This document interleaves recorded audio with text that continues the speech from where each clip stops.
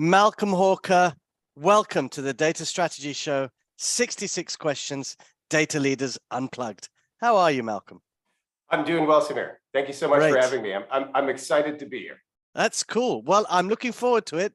As we were talking previously, 66 questions, rapid fire. So let's start. Let's just go straight into it. Malcolm, what's your wake-up ritual? My wake-up ritual is to be up around 6 a.m. My wife and I go for about an hour, hour and a half long walk on the beach, come back, shower. I'm at my desk 8:15, 8:30, depending on the day, and at it at work. Wow, I love that. Walk on the beach. I wish I could do that. Mine is a walk in the park, but you know, Lovely. Still. But the beach and the ocean is a wonderful thing. What would you say is your biggest strength? Problem solving. What's the biggest learning experience you've had? Failure. Multiple times. Multiple. Give me an example of one of those. The first attempt at implementation of an MDM solution. Massive failure. Yeah. Massive failure. Did all the wrong things. Major learning experience. Yeah. Massive learning through that. Are there any hobbies that you will never give up? Oh, I picked up photography recently. I love it. Oh, beautiful. What do you do? Landscapes? Do you do people? Okay. I consciously avoid taking pictures of people and buildings. Okay. Just nature. Yeah. Just nature. Perfect. What makes you angry? That sounds like a lot. Hence the laugh. People who you rely on who lack integrity. Right. Perfect. Do you have a first memory of life? I do. I do. Could be a lucid dream, could be complete crap, but I swear I have a memory of being born. No way. Yes, I swear I have a memory of darkness becoming light. That is crazy. At the moment of birth. Oh my goodness. Wow. I just could have made that up. I mean, we create histories all the time. We create memories all the time. Absolutely. I've got one. I don't know where it came from, but I got it. Oh, interesting. Yeah. What are you most excited about these days? I'm really excited to live where I live and to live by the beach. I'm excited about the future of data management. I know that sounds glib, and I know that sounds like a planted stock answer for this kind of thing, but I really am. There's so much interesting stuff coming down the pipe. Yep, very true. What's the best compliment you've ever received? I am touched when people say that I work hard. I don't know why.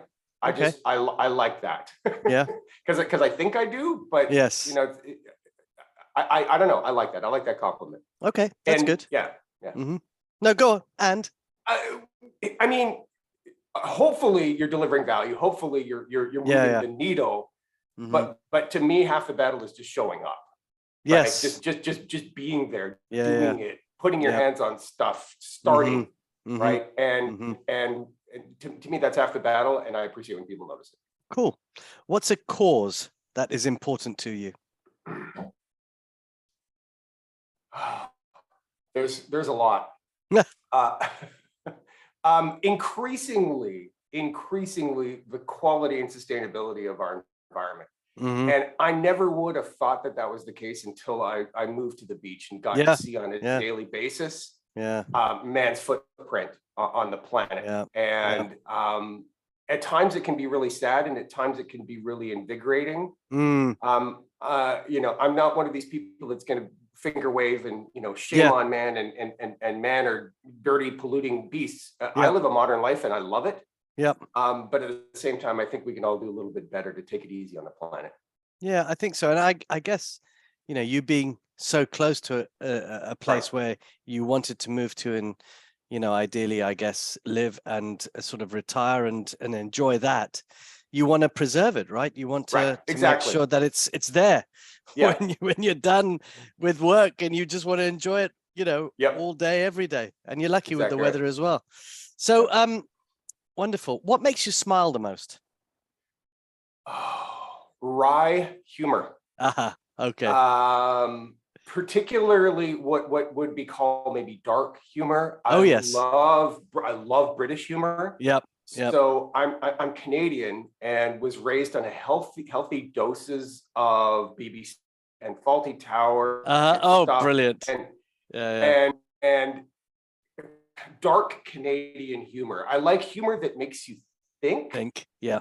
That you have to pause for a little bit, and you're like, oh wow, okay, that's a social critique. That's a critique of an individual person. It's self-effacing, which almost all British humor is as well. Then it makes you think about yourself and what was said is how do you relate to that, and how do you participate in that, and how are you that ridiculous? Yes, and not to take yourself too seriously either. Yeah, exactly.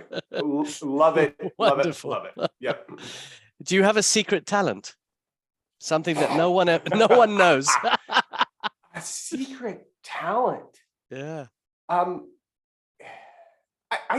not sure it's secret. I think I'm pretty good at photography. Okay. I've been learning it, and you have there's properly in a course, or no, just by doing, by watching and participating, and you know, people can say you just press a button, and that's absolutely true. And sometimes you can capture just amazing things by just pressing a button and having no clue what you're doing. But true photography is an art form. I believe it is an art form, and doing it well. There is a way to do it well, and I'm not sure that that's necessarily secret, but I actually think I'm getting good at it. Yeah, I think it's one of those things. My father, obviously, it wasn't his career, but he was a self-taught photographer, and he could just take amazing pictures.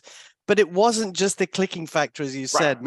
You know, it's framing, it's getting the right point of view. It's, you know, even when he was doing people, I mean, funny enough, a lot of my family would say, come on, take the pictures. No, I need to get it absolutely right.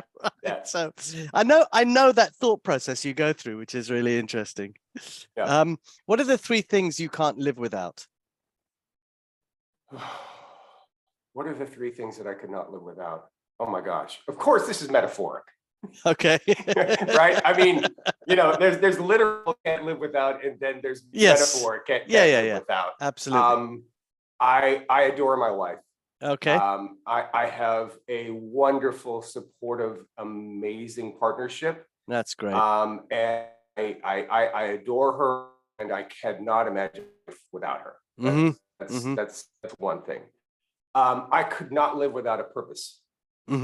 My purpose, and it has been for 30 years, and I suspect it will continue to be, is to help companies solve really difficult problems. And I think I could do that in multiple contexts if I wanted to. If I had to, I could probably point myself into helping people solve other complex problems, maybe being in academia. I think there are things where I could point myself, but I am in the corporate world, and I really, really enjoy companies help solve very, very, very, very difficult things. And that is my purpose. That is my calling. That is what I'm here to do. I found that out about 15, 20 years ago-ish. That's great that you've got that. Lots of people don't. It's my reason, right? Like I want to help solve difficult problems, particularly problems that people run away from. Yeah, I agree. Maybe this is my secret sauce. This is like your my secret talent. My secret talent is I will run to the burning building. Okay. Right? Okay. And I will run towards the burning building. The more people that are running from it, the more that I view that as a challenge, and the more that I love to do it. I don't think I could live with the minor things in life, right? And this is a very first worldly thing to say, and maybe arguably slightly elitist, but you know, I like, for lack of a better word, I hate to use the word hedonism because it has a negative connotation, but I like good smells. Right. I like the taste of good food. I like when my eyes are excited by a beautiful sunrise or a beautiful sunset.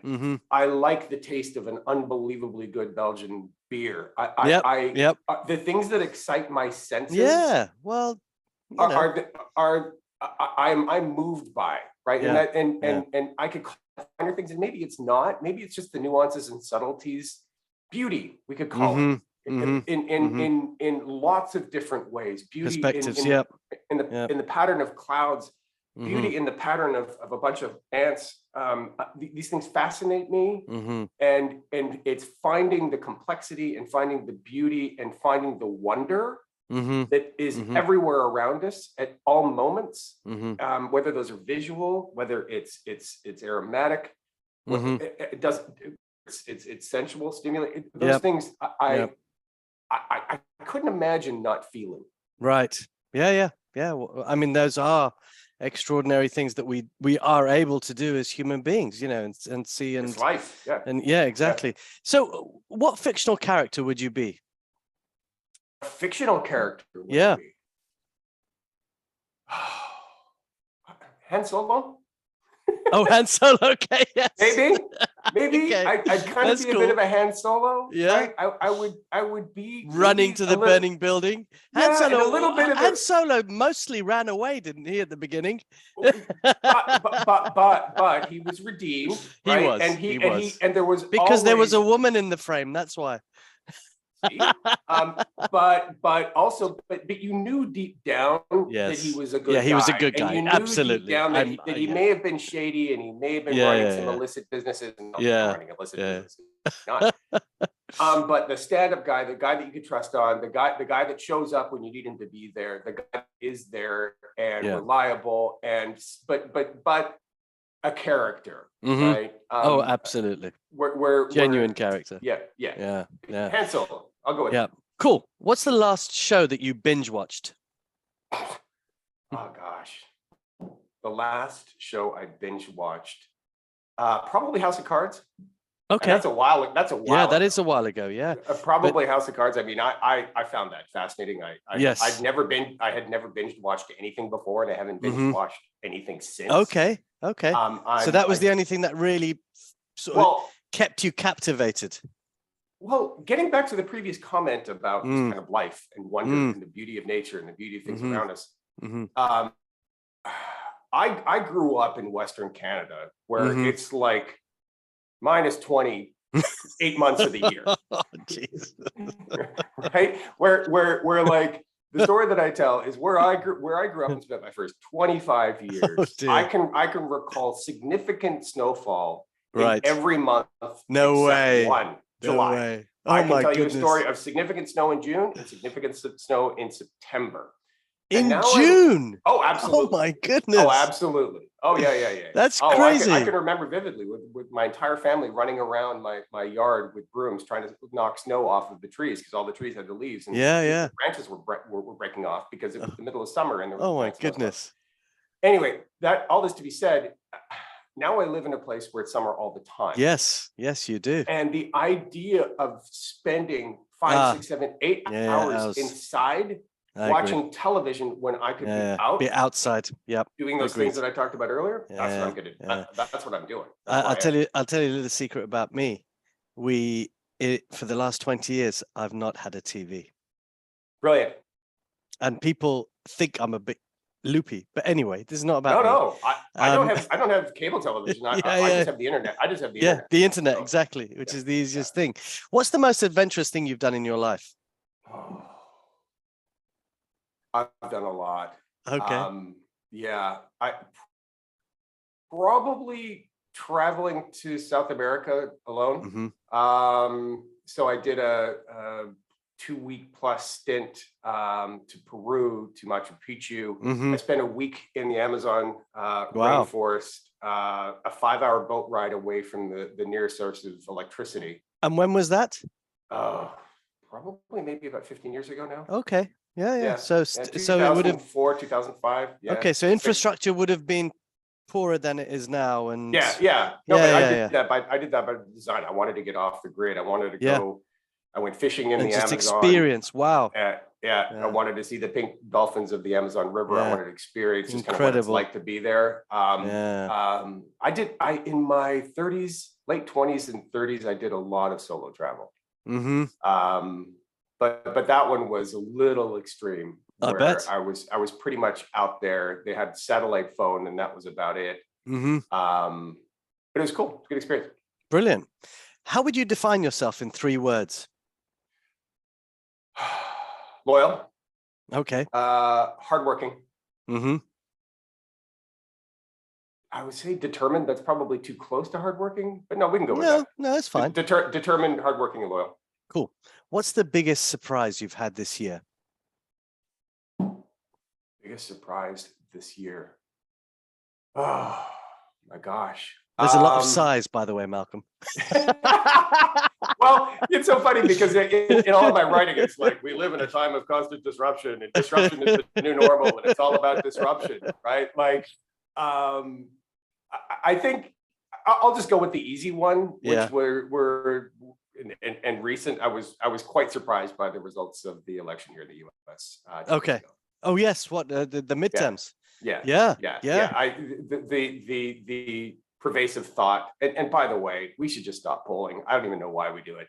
Like, they're always wrong. Exactly. Separate conversation. But the basic school of thought was going to be that one party was going to just oh, absolutely clean the decks, and there would be a massive shift of power in both houses of the government, the lower house and the upper house, and it just didn't pan out. I was tracking it. And I was really surprised as well. I think a lot of the party that were expecting the overwhelming majority were extremely surprised. So no, interesting. Is there anything that is currently inspiring you in the data world right now? I know you touched on it before in terms of data management, but is there a specific pillar in that is kind of like, oh, that's pretty cool? Yes, without a doubt. New technology. Okay. Particularly blockchain. Okay. Now, I know we've been talking about blockchain for years. Yeah, for ages. Gartner put it on the data and analytics hype cycle in 2019 as the rocket ship that was going up, and then 2 years later it fizzled and it was gone. But I am bullish on blockchain in the service of data management, and in the service writ large of how businesses run. It is coming. It's slow. Business adoption is lagging. But there's a there. Is it going to solve all problems? Of course not. Solve all problems, right? But there are some problems that I think purpose built for blockchain, particularly in the data management realm, that I think are going to be very, very interesting, particularly when you fold in the notion of widespread data sharing.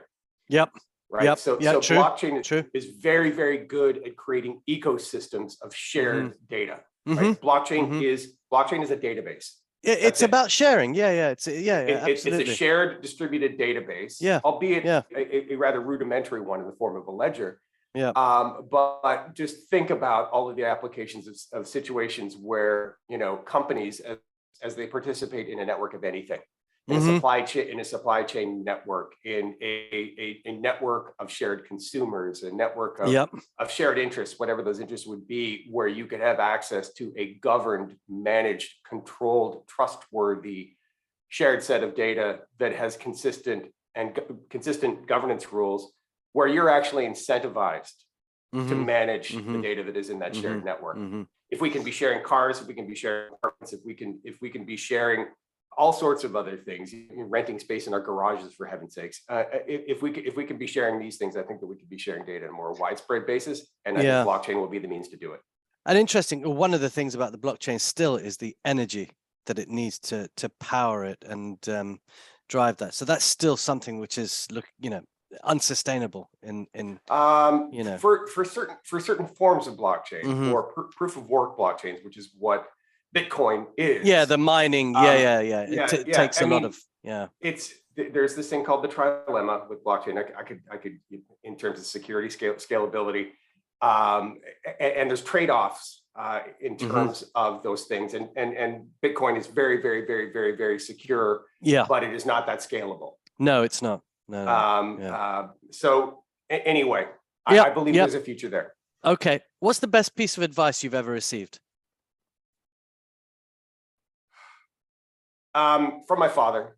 Okay. And I doubted this for a long time through my 20s and 30s, but I believe it to be fundamentally true, which is the cream will rise to the top. Okay. Be very, very, very good at whatever you do.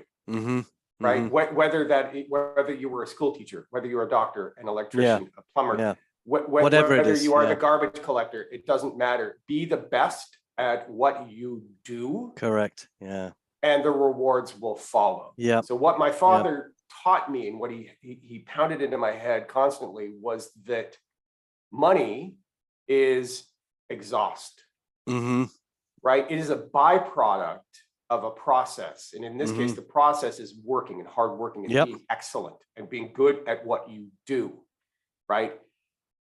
If you are very, very, very good at all those things, all the other stuff will come. Right. Now, that doesn't mean that the world's greatest teacher in the world are multimillionaires. Right. But the money and the rewards and all the other intangibles, I think, are there in a very rewarding, rich, very fulfilling career. And I think you're right, but you've got to put the hard work in. It's not as if you just turn up to work and say, "Oh, the universe will give me everything I need." It's you've got to put that hard work in. You've got to do the graft, and you've got to get to that excellence point. So I think it's great. But I want to know, why did you doubt that? Because of all the lessons that one would necessarily have to learn in their 20s and 30s if they're participating in the corporate world. Right. There's a lot of hard lessons that you need to learn along the way. Right. In that sometimes this doesn't work. Sometimes people fail up. Right. Sometimes the less skilled, less resourceful, less hardworking person is rewarded more than you are.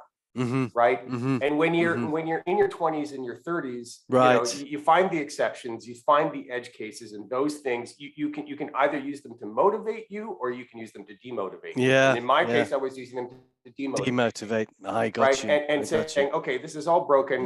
My father didn't know what he was talking about, because there was all there's these buffoons who are getting promoted over me. There are these people who are putting in half the effort. I figured out, not quickly. It took me arguably decades to figure out that the cream will rise to the top. There is a certain thing called working smart. Yes. Right? There are things that you do need to realize about participating in corporate life. Right. There are certain truisms that if you understand them and you accept them, then you can work around them, or you can incorporate them into your model, as it were. I had made a YouTube post recently about people quiet quitting, right? And where I shared a few kind of quips about some of the things that I had learned. One of them is that when it comes to leadership, and you may find this interesting, and you may want to challenge me, I don't know, but the funny phrase I use is, "There's no magic beans." Right. I used to think in my 20s and 30s that senior leaders with big titles, they just had something that I didn't have. That's not true. No, they don't. Right. They don't. Now they do have a life of learning, and they do have being in the corporate the world, experience, and they have all their lessons and their experiences. Absolutely. Wonderful. But in terms of like a secret sauce, actually, there isn't. Study after study has shown that a lot of it, frankly, has to do with networking and timing. Yep. Luck, as they say. Yes. Put the two together, and what you got is a little bit of luck. Exactly. Do you remember the moment your career completely changed? Yes, absolutely. I can vividly remember. I don't know. I'd say I was probably 27 or 28 or 29, somewhere in there. And I've been moving up the corporate ladder. I've been getting slow and gradual raises. Interestingly, I was really kind of bound to one company because I was in the process of getting my green card here in the US, right? And which kind of makes you a bit kind of bound to a specific company. And while that's being processed, you really can't go anywhere. And that process took a lot of years. But what I figured out was, and I had an epiphany, and this is both professional and personal, which was that I'm in charge. True.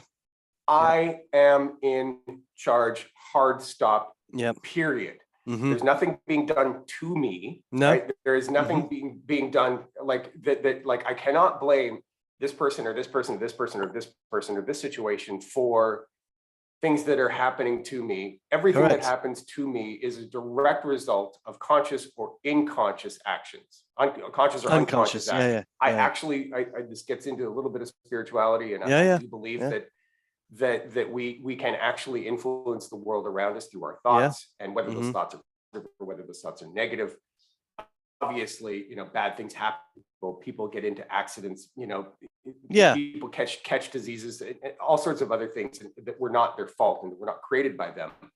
But the minute I came to the conclusion that I am in charge, right? And there are no magic beans. If I want to work 4 hours a day, then I will work 4 hours a day instead of me looking over at somebody and judging somebody because of how lazy. Yes. Right? Yeah. I turned the mirror instead of pointing at everybody else, and everybody else was like them. They're holding me back, or how are they getting what they're getting, or why are they making more than I'm making? But I turned it all to myself. I said, wait a minute, this is about me. Yeah. This is about my choice. This is about my life, my career. I agree. I can be a victim to it and an observer of it, or I can do something about it. Yeah. Exactly. Yeah. What makes you feel? Remember that. Yeah. No, that's a. No, it's good learning. It's good experience, because many people do play the outward victim, and that's something that they just need to learn to sort of internalize. But anyway, we could talk about that for a long time. What makes you feel accomplished? Interestingly, being able to see the fruits of my labor. So another reason why I don't spend a lot of time in front of television is because if I'm not out there kind of in awe of the wonder of the natural world around me, I am actively trying to shape it. Gardening, working in the yard, doing whatever, right? Like building things, tinkering with things, being in my garage and doing little DIY projects. Yep. I've built a career around a generally and completely and totally intangible world. Right? Like, hey, I helped build the world's greatest MDM software platform, or I ran an organization that made amazing software, had the best user experience in the website ever, or in my case, I literally had a helping hand in the creation of the consumerization of the internet. Right? I worked for AOL for 10 years from the very, very beginning. Like, that's great. Yay for me. But can you see it? Can you touch it? Well, like, you can. You can touch it every day, the internet. I mean, you're on it every day. I guess.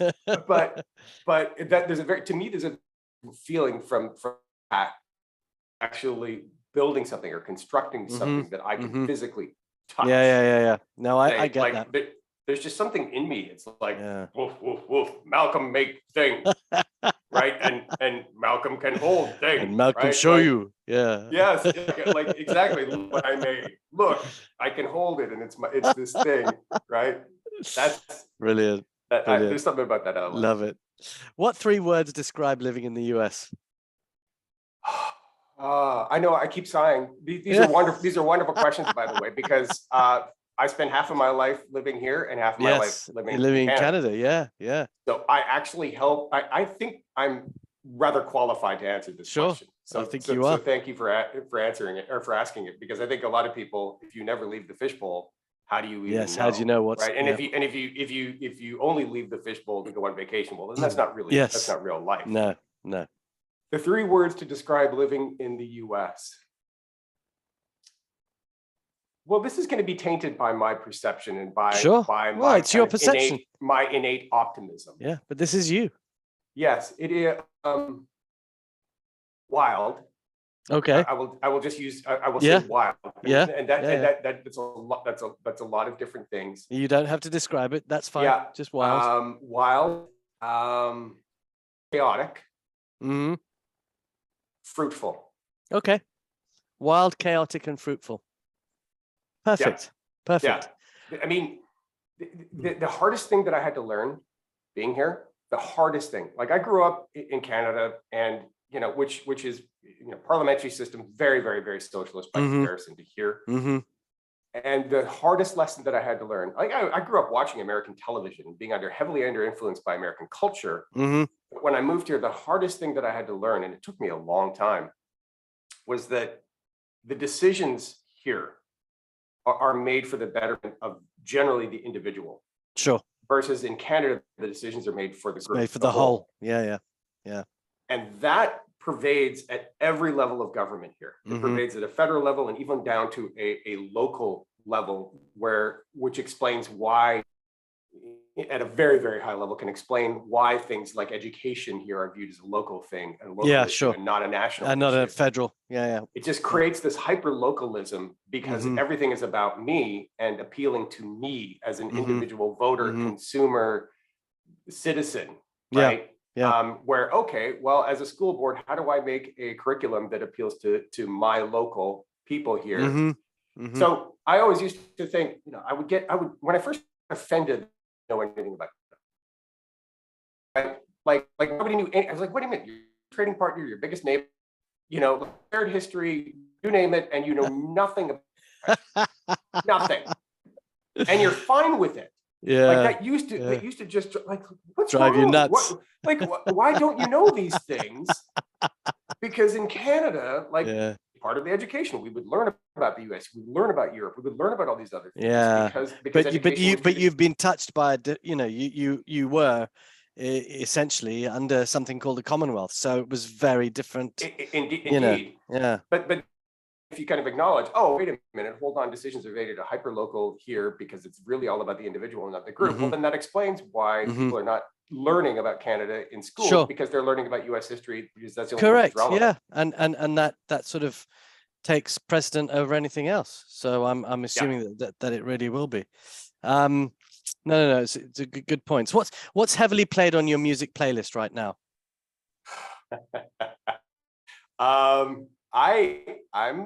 I'm old, but I have relatively modern tastes. I would think for somebody my age. Currently, I've been replaying over and over and over and over the latest album from a electronic, I will call it electronic, band called Odessa. They're a Seattle-based duo that just creates unbelievable music. I love it.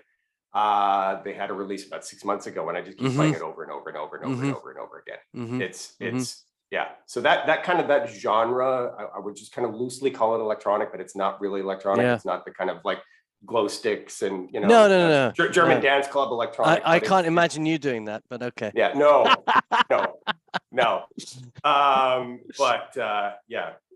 Odessa is Odessa. Oh, that's okay. Sounds good. What 3 things are at the top of your bucket list? My bucket list, my gosh, it just grows and grows every day. To spend a reasonable amount of time visiting Japan. I've been there before, but I haven't got off the beaten path. I would like to kind of see the countryside of Japan. Sure. Same is true with Ireland. I've been a few spots in Ireland. I've been to Cork, I've been to Dublin, but I would love to spend some quality time in Dublin or in Ireland, maybe even prolonged period of time in Ireland. I have Irish lineage. My mother is Irish. I actually just, well, not recently, it's 2 years ago now. I'm in queue for an Irish passport. Oh, wow. Which is kind of cool. Which would give me the ability to have prolonged period of time. Yeah, you could travel. There's, I don't know why, but there's just something calling me. My next bucket list item, I think, would be is to spend a decent amount of time doing photography in Death Valley in California. Wow, great landscape. So I love the sand dunes. And I love the landscapes. There's to me, that is kind of like my perfect photography experience, where there's colors and shapes, and where you could create a lot of beauty out of relatively simple scenes. That's where one of the places that I'd like to go next. Wonderful, cool. Do you have a guilty pleasure? Beer. What book did you most recently finish? Author by the name of Peter Zeihan, Zeihan. It's called the End of the End of the World. But it's not as bad as it's not going to be as bad as what is it? I'm looking at it right now. Oh no, it's in the other room. It's basically Peter Zeihan. He talks about the end of globalization. And the demographic shifts. And it was just released a few months ago, so it's a relatively new. The end of the world is just the beginning. The end of the Right. world is just the beginning. Right. That's what what he's taught, he's at heart, he's a demographer. Mm-hmm. Studying kind of large scale patterns in demographics. Yeah. But he's also a little bit of an economist, and he kind of overlays those two together to talk about Interesting. the underlying demographic shifts that are fueling the end of globalization. Right. Yes, the supply chain disruptions are fueling shifts in globalization, consumer patterns and behaviors and wants are all and on and on and on. Mm-hmm. But his underlying treatises is that it's all about demographics. Okay. And and having, for example, a period in China with a one-child policy, and the fact that there are no millennials in China, in essence. Of course, there are millennials in China, but in terms of what the numbers that you would expect for that demographic group, they're like a sliver of where they would usually be, which means that the number one kind of consumer block to replace what was the Chinese boomers is not there. Yeah. Right, which means that they won't be able to sustain their own economy, which means that they will be highly reliant on exports and on and on and on. But how demographic fueling shifts and his theories is the U.S. is uniquely positioned to capitalize on that, because we actually have a fairly robust demographic. This demographic pyramid, it looks like a pyramid from old to young, where we have access to resources, and we have a consumer base to continue to grow. So that's when I recently interesting. I like that. Like the sound of it, actually. If you could go, really interesting. If you could go back in time, what would you tell your 16-year-old self? Apart from the fact that there is sun somewhere.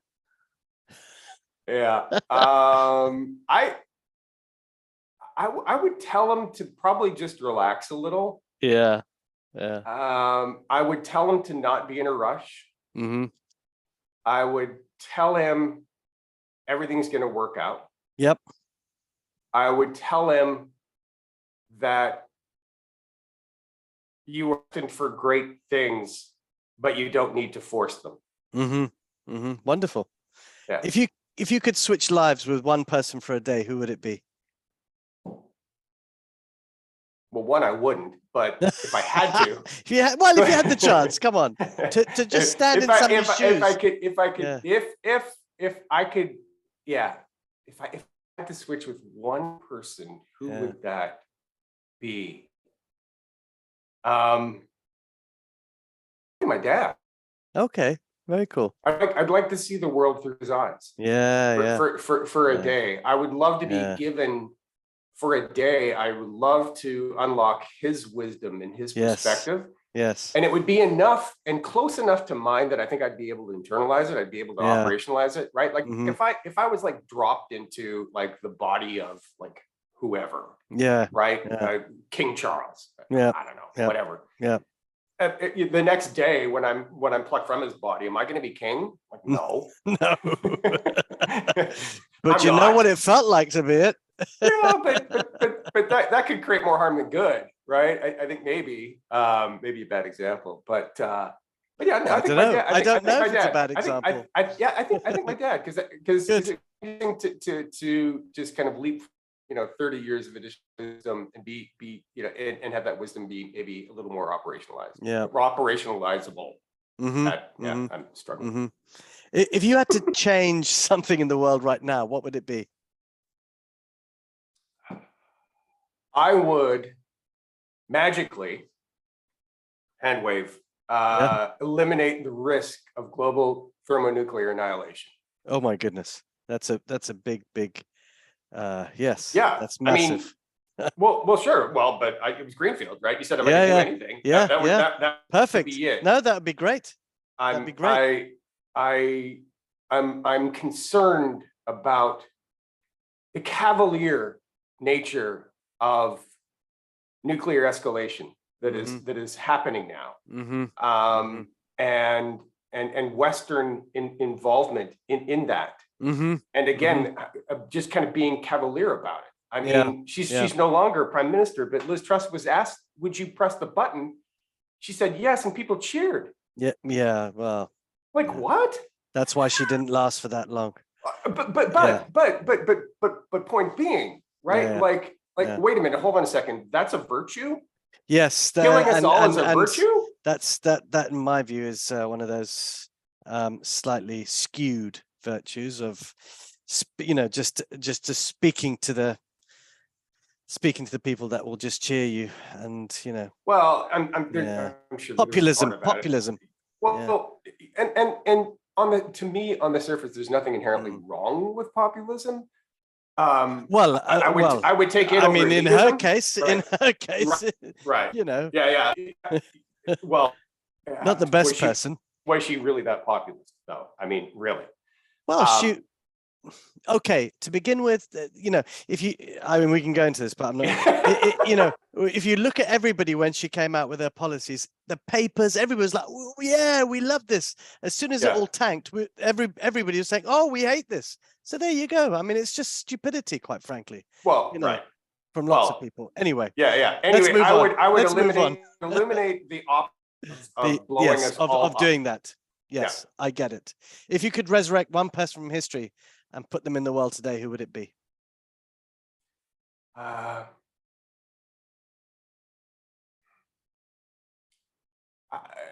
been thinking about the whole nuclear thing recently a lot. Honestly, not from a fear perspective. I think that fear creates fear. Yeah. So I'm not fearful. It's just you would be silly to not have concerns there. And when I've been thinking that, I don't know, Mahatma Gandhi just keeps coming back into my head, right? Over and over and over and over again. And I know that his situation was slightly different, right? It wasn't. He ended up influencing the world in a certain way, but his concerns were inherently local, right? Yeah, of course they were. Yeah, but still, but how he went about it, right? I'm not a pacifist. I think there is a time to raise arms. I think there is a time to fight. But I think we need a little bit more of the Gandhi, right? We exist in a complex system that is always some form of balance. Yeah. But I think that we're a little bit out of balance right now. Right. We are. With this cavalier nature about nuclear annihilation, with this preponderance towards war, with hating our neighbors, with thinking that our neighbor is our enemy. Right. And maybe because they think different politically, or because they have different views, or different ethnicities, or whatever those things are. And I think we need a little more love, and I think we need a little more understanding, and I think we need to like our neighbors. And I know that sounds really, really trite. But I think somebody like the Mahatma would help, and maybe Martin Luther King, maybe a few others. Yeah, it was only one person, Malcolm. Yeah, exactly. But I mean, can we just get a little more love, for heaven's sake? There we go. A little more love. Maybe play some music. There you go. Yeah. What's the one thing you wish you knew at the age of 19?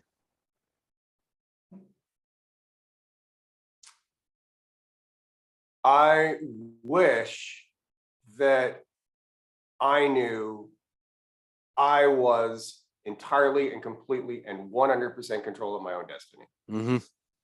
For some reason, at the age of 19, I thought that there were other powers that were controlling me, influencing me, and I think that ended up creating a lot of unnecessary stress later in life. So I would tell the 19-year-old, you are driving the bus. Your choices, your thoughts, your actions, your beliefs are what creates your reality. Correct. Nothing more, nothing less. Yep. Perfect. If you could offer one piece of advice to upcoming data leaders, what would it be? Go work in the business for a while. Perfect. I agree. Go do some procurement. Go work in sales operations for 6 months. I think what you're telling me is just go work out how the business makes money. Yeah. Walk a mile in somebody else's shoes. Yeah. Right? Yep. Correct. If you weren't living in the US, where would you be living? It's interesting. As a part of moving here, there was a little bit of, given the fact that I have a Canadian passport, a US passport, and soon to have an EU passport. we and I could be pretty much anywhere. We Mm-hmm. went through kind of a bit of some soul searching, and where would we want to be if we could be anywhere. Yeah. And we went through a lot of it. I think for right now, I would. I was gonna say Scotland, but Mm-hmm. given Brexit, I think there's a little bit of a concern there. Yeah. So let's go with the Irish side. Okay. Somewhere. Very cool. Yeah. Good. What's one city you've always dreamed of traveling to? But have not. Yes. I've been so spoiled, Samir. It sounds like it. Yeah, no, I've been well, not spoiled. I mean, it's the fruit of my labor, but Yeah. I've been blessed Mm-hmm. to be able to visit a lot of different places. Mm-hmm. Looking at the map in my head, maybe Prague. I haven't been to Prague yet. Okay. I've heard just wonderful things about Prague. Yeah, it's beautiful. That's probably fairly high on the list. Mm-hmm. Yeah, Okay. let's go with Prague. Yeah, good. What was the best lesson your parents ever taught you?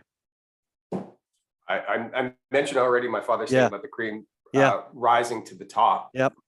Any good nuggets from your mother?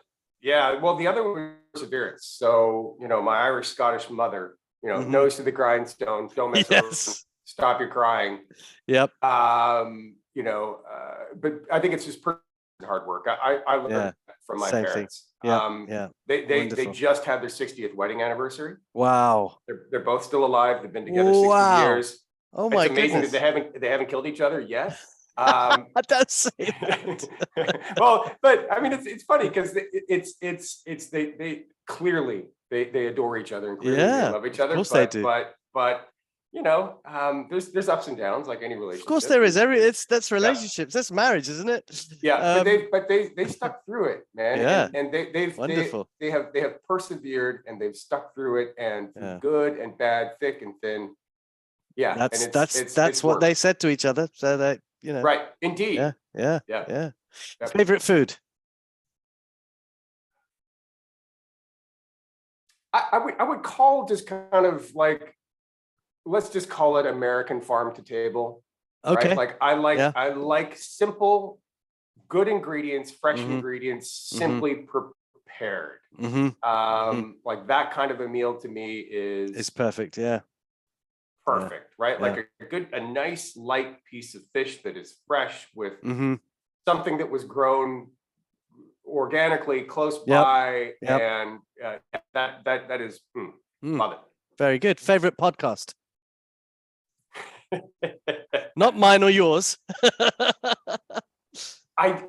It's interesting. Before I started my own, I really didn't listen to podcasts very often. I will say, because it is a podcast. I will say, yes, I listened before and I listen now. Joe Rogan. Okay. I know that's a very popular answer, and it's kind of like a default answer, but it's one you like. It is. Yeah. Nothing wrong with that. How do you relax?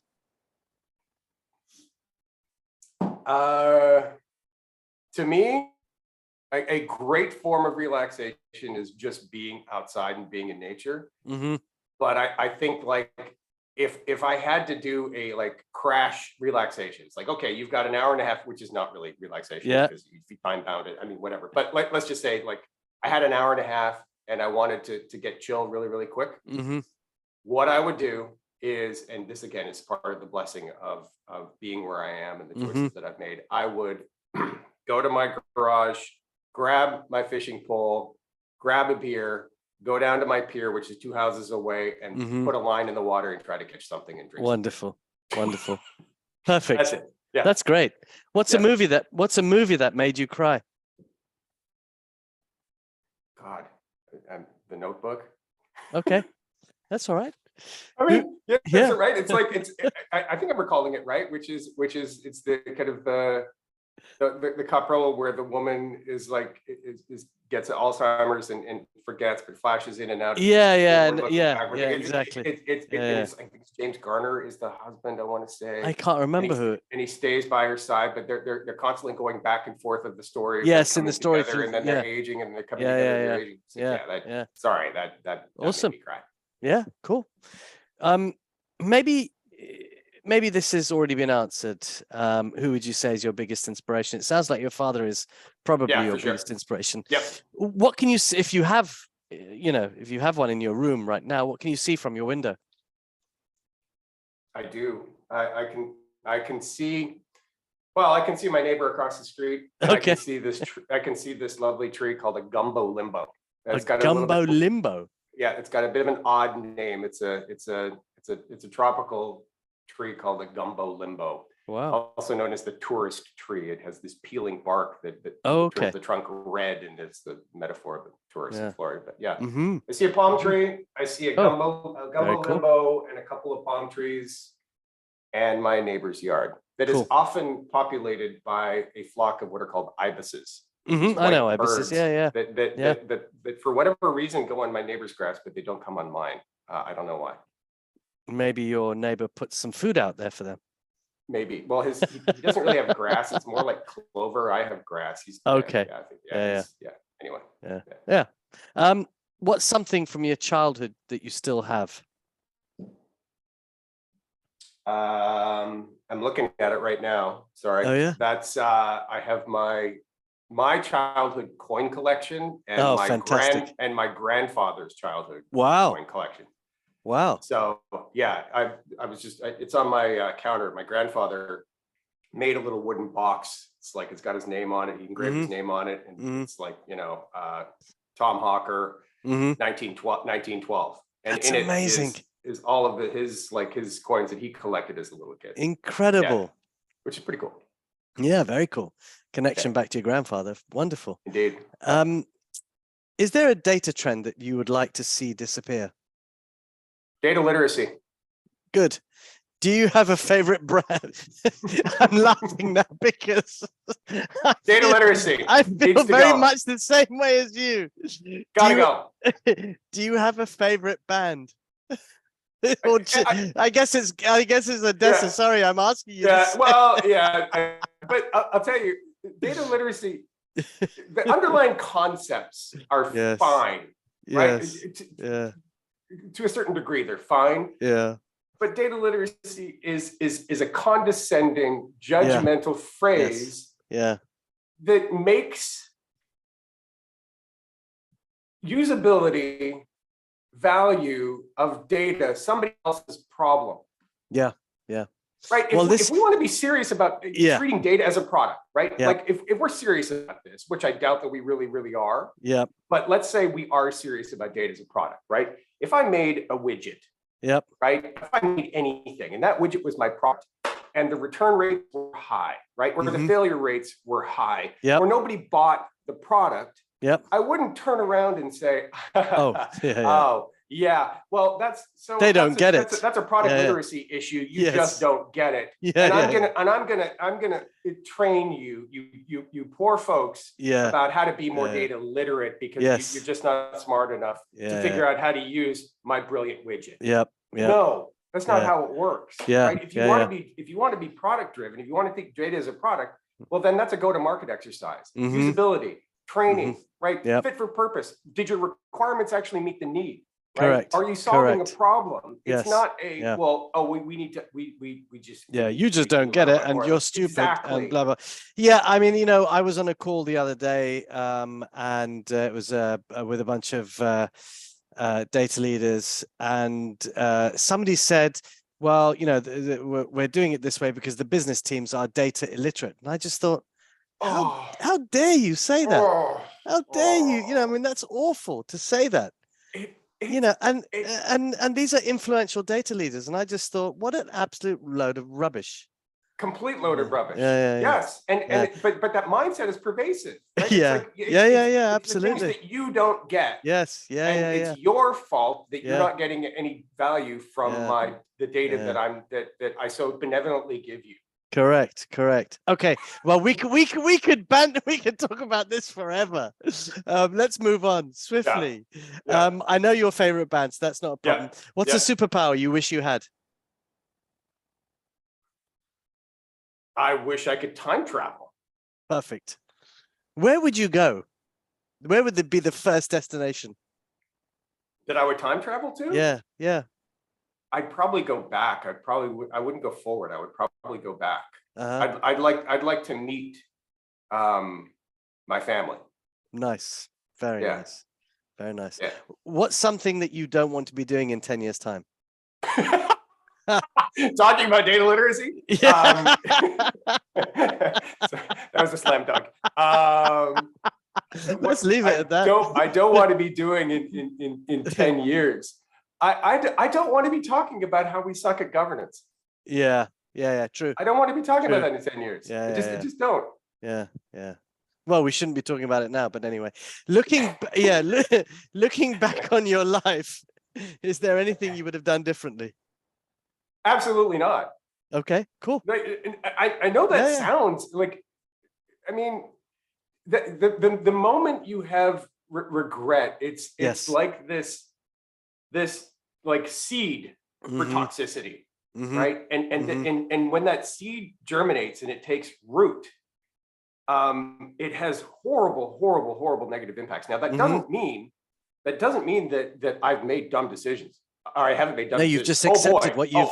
I've made a ton of bad. I've made a ton of bad decisions. I've made decisions that have hurt people.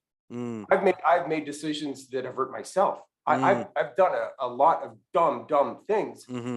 But to sit and regret and beat myself up for those decisions becomes this tree of toxicity in your life that you can never really get over. Correct. And you'll never learn. Yeah. Which is what we're here to do. Yep. Yeah. True. What's the best thing that happened to you this year? Oh, the best thing is my wife kind of agreeing. I don't want to say agreeing because she would kind of dislike me using that word. Maybe I'll put it this way. My wife and I agreeing to take a leap and to take a jump and to leave our previous nest and our comfort place and to try something new and to go to a new place in a new environment in a new state and try something new at a relatively old age. Yeah. Wonderful. No, it's great.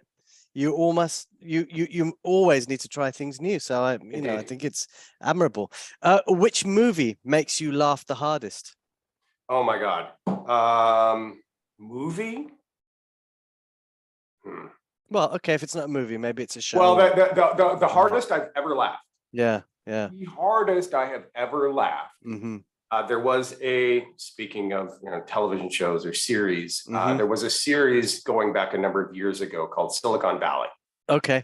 It was HBO produced here in the US. I don't know who would have picked it up over in the UK, but it's called Silicon Valley. It's the story of these people who band together to create a software startup in Silicon Valley, and their peaks and their valleys and everything they go through to create the software product. Right. And season one, season finale. Yeah. I've never laughed harder in my life, and the reason why is because the characters are all people I've hired. Right. Or Yeah.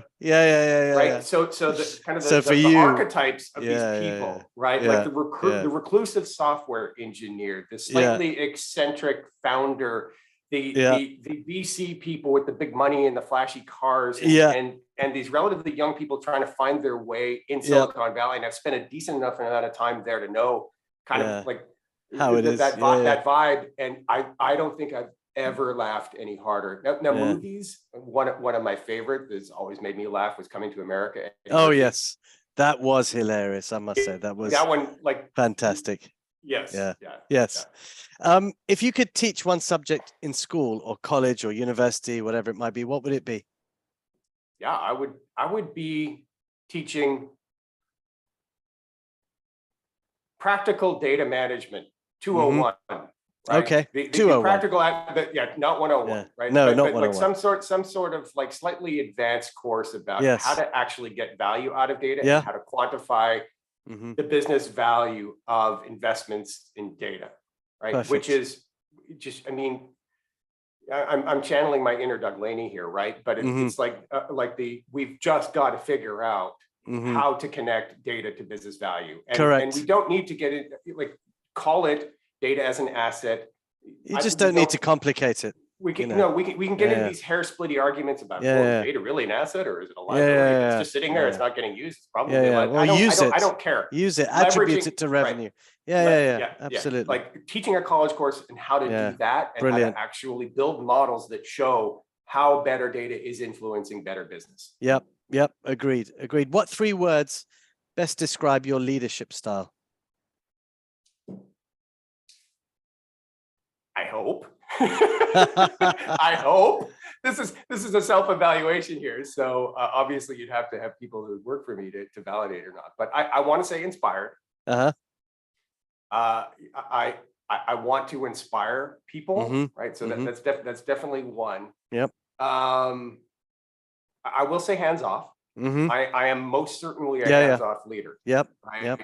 I hate being micromanaged, which means that I am constitutionally required to be hands-off in my leadership style. Yes. Because I don't right. And let's just call it supportive. Okay. Yeah. That's good. I think a lot of that has to do with setting clear expectations. Right. And that's the kind of support that I mean, right? To me, as a very hands-off person, very self-driven person, self-motivated person, just tell me what my boundaries are. Yeah. Right. Yeah. Tell me my boundaries, tell me my budget, tell me my timeline, tell me my constraints, tell me the expectations that you have of me. To me, that is the ultimate form of support. Right. What are my expectations? What are my boundaries? What are my constraints? Right. And let me go figure it out. Yeah. And that's how I try to manage as the leader. Agreed. Maybe not yours, maybe it's your clients, but what would you say are currently the top 3 data challenges that you see out there, either from governance. I mean, one, most certainly governance. Yeah. I mean, I'm being a little pithy, but yes, it remains a massive challenge for organizations. Yep. There are very, very explainable reasons why. Separate podcast, but it remains a massive challenge. Yeah. I will loosely say as a number 2, because I'm trying to be broad here. And I would just call it a data culture. Okay. Right. A culture. And you could call it a data-driven culture, a data-inspired, a data-infused, a data whatever. I don't care. But establishing a true kind of data-centric culture within most organizations, I think, is a massive, massive challenge. Because what I see is, getting back to my metaphor about money being exhaust, data remains an exhaust.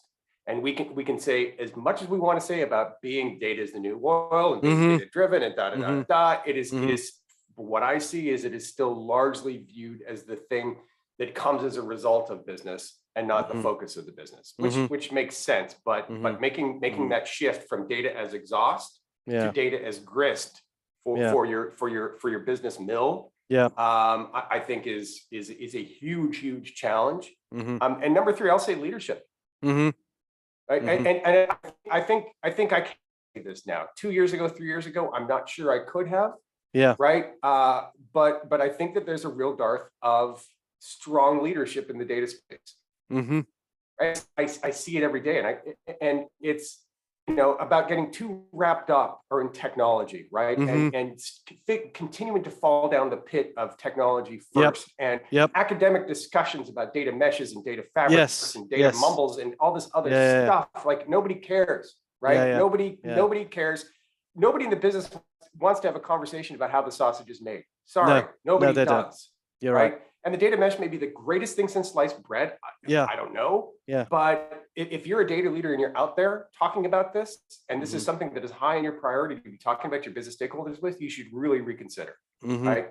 So I would just call it loosely a lack of leadership, right? We continue to struggle with governance. We continue to struggle with being data and outcome focused, right? And these things are hard. I know they are hard. I know they're incredibly challenging. But there are some things that we can be doing day in and day out. To change that. Right. Grit, that take determination, take a little bit of courage, right? That take kind of innovative leadership and bold leadership, but I know we can do it. Yep. I often talk about being brave in the way that we approach things. And my wife asked me the other day, why do you keep saying that? I said, because I don't feel that people are actually brave about it. They don't you use that word bold. Yes. It's the narrative is let's just do what everybody else is doing. Well, how is that going to work? Right. So, what does that mean for the competition then? You're doing everything the same? Yeah. But I get it, right? There are a lot of headwinds. There's a lot of forces within organizations that could motivate a data leader to not be innovative and to not challenge and to largely kind of take same old and probably fail to drive meaningful results. I think true success here does require bravery. You've got to be able to walk out into that limb and be out there all alone. Correct. When all of your other peers are sticking to same old, who are hoarding their data, who are being incentivized and managing their business processes for their individual benefit and nobody else's benefit, and when they're not taking care of their data and when they're not taking care of other things, you need to be the one that walks out on that limb and says, you know absolutely. what? I'm here as a change agent, and I'm going to drive change, or I will fail trying. But same old is not working. Yeah, and the problem is the word that you've just used. Most of those data leaders don't actually know how to drive change. Right.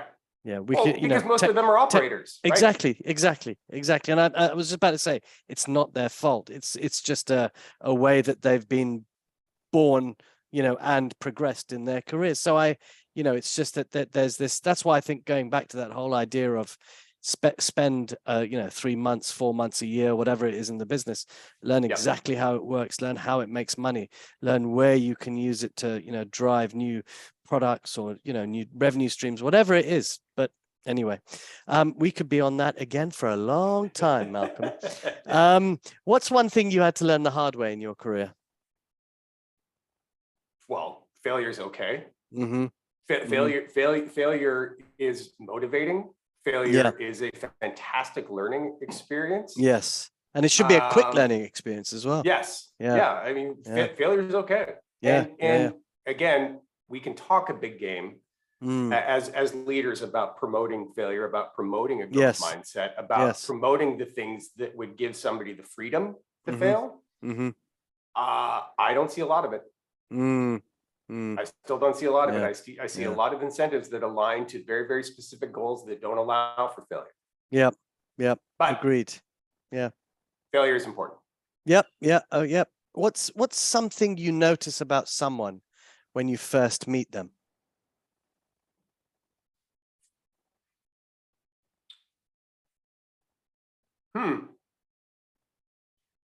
Ooh. That's a good question. There are obvious kind of visual things. Yeah. But the things that I seem to notice more are highly intangible and largely impossible to quantify. Okay. Like? I mean,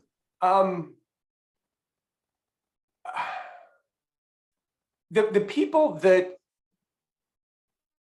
have been the most meaningful in my life, the people that have been friends. The people that have had a lot of influence, the people that I have opened myself to. And honestly, oddly, I'm not a very open person. Right. Which kind of flies in the face of me being out there and being on LinkedIn and podcasts and everything.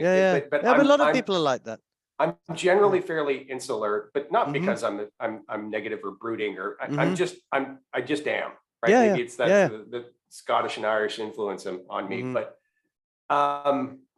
the people that I've opened to, I just knew it.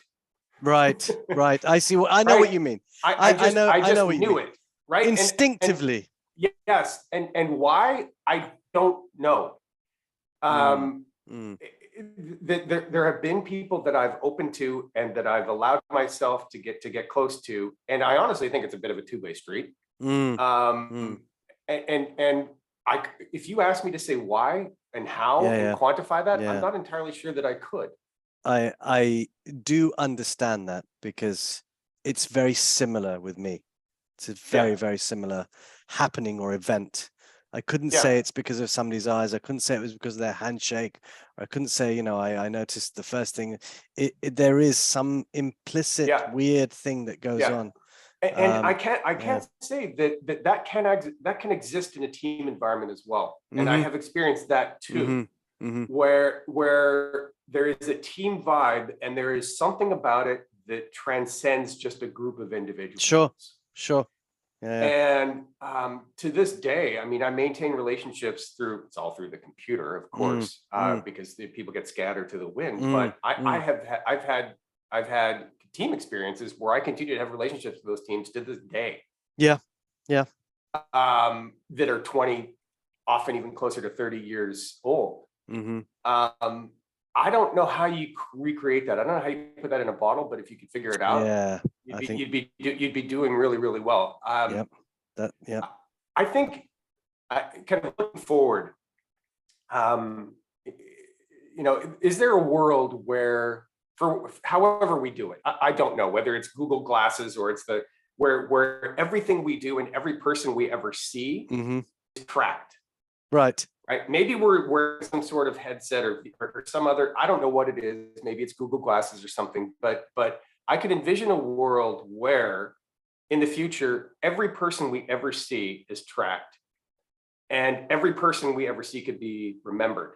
Right. I think the remembrance thing is good. I think the tracking thing is slightly. It's creepy. But where I'm going with it is that I'd be willing to bet that in the future, I'll probably be long gone, but I'd be willing to bet that in the future that patterns will emerge in us about who we see and about who we interact with and who we spend time with.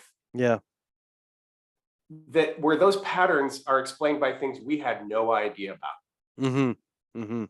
Right. The internal algorithm that is our bodies. Yes.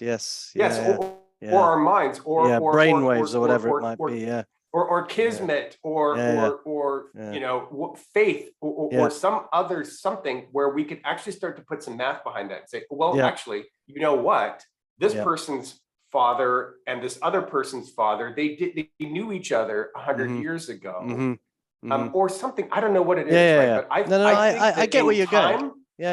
Right. So I think that in time, like today, we create social networks by opting in to those social networks. And they only go so far, And I think that in the future that we will expose social networks that were completely and totally unconscious. That would help explain why those things happen to some people, and why we feel an affiliation to some people, and why we feel we don't have that with other people. Well, I'm guessing I probably won't be around, but hopefully one day, I'll finally get to, I don't know, in my next life. Anyway, my final question to you, Malcolm Hawker: what would you like to be remembered for? I would like to be remembered as, oh man, it's tough. Personal versus professional. Whichever. Do it. You can do both. I mean, if you want. Yeah. Well, so personally, I would like to be remembered as a loyal, honorable, loving, devoted husband. I'd like to be remembered as that. Because that's my daily life. That's why I get out of bed every morning. Professionally, I would like to be remembered as a productive, insightful, knowledgeable, caring, supportive teacher. Wonderful. For lack of a better word, I think teacher works. Where I'd like to be remembered as somebody who was willing to share what they knew and willing to help other people grow through whatever insights that I could provide. Perfect. Well, on that note, Malcolm, it's been wonderful to speak to you. I've had a really good time, actually. Certain things that have come out have made me chuckle, where our minds collide. But thank you so much for your time and all of your responses, and really great to understand who Malcolm is. Thank you. It's been a lot of fun. Thanks, Samir. Thanks.